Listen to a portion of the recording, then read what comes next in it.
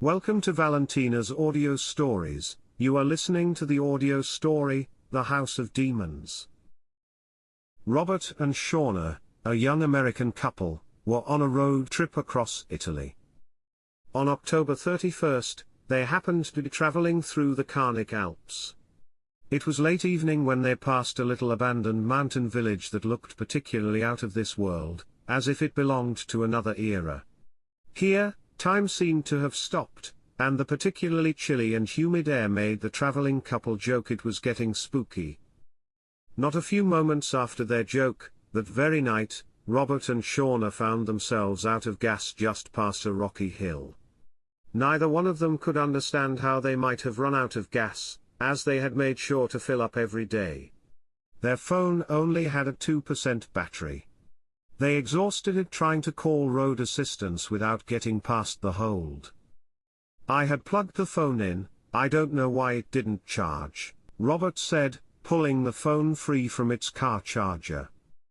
Shauna didn't even bother to try her phone, as it didn't work in Italy. They sat in the car for a moment, trying to decide what to do. The mountains here were steep and loomed over them with darkness. Not far from them, however, was a mansion that had a light on in one of the upper rooms and stood out stark against the dark. A courtyard surrounded the big house with a gate. It looked like someone lived there. "Look, maybe a building that isn't abandoned," Robert said.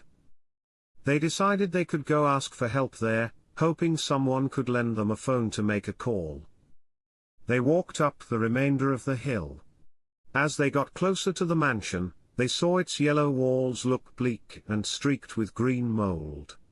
They realized the mansion's garden was in disarray, shrubs were overgrown and the thorns were big and sharp, and risked grabbing onto their clothes as the couple walked toward the mansion's ancient entrance door. While the mansion didn't look abandoned entirely, it looked close to it. "Are you sure this is a good idea?" Shauna asked. Deep inside, Robert didn't really think so, but he also didn't feel they had many options to choose from. So he knocked at the entrance door. There was no answer. There was sudden yelling coming from the window next to the entrance door, where the light also turned on. The voices were deafening. It sounded like a couple was arguing and talking at the same time in a chaotic chorus. Curious, both Robert and Shauna peeked in the window, careful not to be seen. However, there was no one in the room and the yelling stopped. The room they were looking into had once been a kitchen, but it was missing its cabinetry, the walls were bare, and the tiles on the floor dirty with grime. The corners of the room were full of spider webs. There was a bare light bulb at the center of the ceiling, lighting the room. "I thought I heard someone." "This is scary, let's get out of here," Shauna said. Before Robert could say or think anything, a young voice startled them from behind. "Hello," a boy said. The couple turned and found a young boy, no older than 6, dressed neatly in a sweater, hat, and trousers, like a boy from the 30s. In his hand, he carried a wooden train engine toy. "Have you come here to help me?" the boy asked. Robert frowned. "Help you? Are you in danger of any kind?" "I'm waiting to go home to my real family," he said. "Where's your real family?" Shauna asked, kneeling down a little, looking worried for the child. The boy blinked, and looked up at the stars. "Heaven." Robert was stunned by the response and thought perhaps he misunderstood the language. Even if his Italian was fluent, it wasn't his first language. Shauna looked confused, and she asked the boy, "Are you lost?" "No, I'm trapped," the boy replied. Then, he looked up at the house windows of the second floor and gasped, "They must not see me." Then he took off running, disappearing past the corner of the large mansion. "I think we should call the police," Shauna said. "With which phone?" Robert sighed. "The kid was probably just trying to scare us." Shauna looked nervous. "Fine, let's knock again, maybe there's someone in the house, but they didn't hear us before." "Yeah, if they were arguing, they probably didn't," Robert said. Shauna went to the door and knocked hard and loud. In response, there was a violent clatter of glass breaking and shrill screaming. This time, Robert got startled, and Shauna stepped away from the door, looking ready to run. "Let's get out of here, I've had enough of this place," Shauna said. However, when the bare light bulb outside the entrance door flickered on, Robert realized then, the plaque on the door bearing the name of the family living in the mansion read the House of Demons. Robert felt a chill. Immediately, his rational side kicked in. Maybe it was a joke. Yet, his soul was telling him to get out. He decided to stick to his rational thinking, and here is where he would later realize he made his fatal mistake. His rational thinking failed him, terribly. He wanted to use a phone to get out of trouble, and any nonsense about things being frightening was shrugged off. He braced himself to see who would open the door. The sizable ancient door opened. There was no one there. Just a large empty room, vast, with a high ceiling and an abandoned fireplace. "Don't you go in there, Robert," Shauna threatened. "Let's get out of here right now." There was a strange kind of darkness in that room. Darkness that felt pervasive and attractive to Robert. On the fireplace mantel, there was a frame that glimmered. What was on that fireplace mantel? Something was there. As Robert walked in, step by step, he felt more and more immersed in the environment. He heard a woman's eerie singing, lulling a child to sleep. "Sweet baby," he listened to the voice sing, "My sweet baby." He heard barking and the sound of soldiers. He heard screaming, and he listened to the sobbing of grief. A child's carousel played and echoed.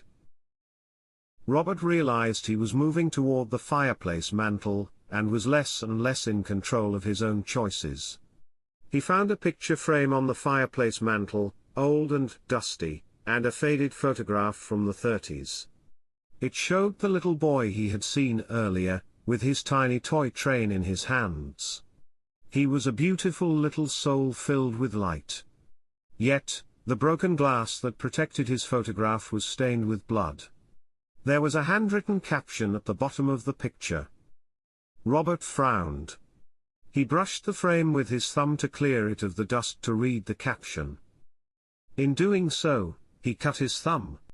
"Ouch," he muttered. His blood streaked the glass, and bit by bit, Robert watched as the image of the child in the photograph faded entirely. The writing at the bottom remained, though, and it said "Our child." Slowly, Robert saw his own picture emerge. "What is this?" he muttered. Suddenly, the sound of a boy running filled the house. The boy ran into the room, yelling, elated, "I'm free at last." His face was streaked with joyous tears, and he dropped his toy train in the middle of the room as he ran out of the house. "I'm free," he yelled again, laughing and giggling. The joy of innocence returned, a soul lifted and freed. Robert looked around himself. He went out of the entrance door. The garden was exactly as before, but there was no child, and there was no Shauna. Beyond the courtyard fence and gate, there was only fog. He went to the gate, and opened it. It opened, but outside of the gate, he only found fog and nothing else, even when he stepped out. It did not take him long to realize the rest of the world was gone. The only thing he could find was the house. He went back inside, picking up the toy train and feeling a sense of dread and rage as he began to understand what had happened. The child had escaped, but he had taken his place in this cursed house. Just as he was looking at the toy train in his hands shaking from the terror, a woman and a man appeared at the door frame, dressed in plain dark clothes, morose and chilling, their soulless eyes pitch black. They both smiled, delighted at the same time. The man was holding a wooden toy car. "I made this for you, son." The woman giggled, her laugh so cold it sounded like icicles falling. How nice it is to have a son that will never leave home. Robert felt his legs give out. This would be his new reality. Trapped in this house, with these two demons. And so, Robert was forever trapped in the haunted mansion in that tiny mountain village in Italy, and nobody ever discovered what had happened to him. He simply disappeared that night after stepping inside the old mansion, and slowly, over time, he became a forgotten name. Until, one day, he heard someone knock on the door. The end. We hope you enjoyed The House of Demons. Remember to subscribe to our channel.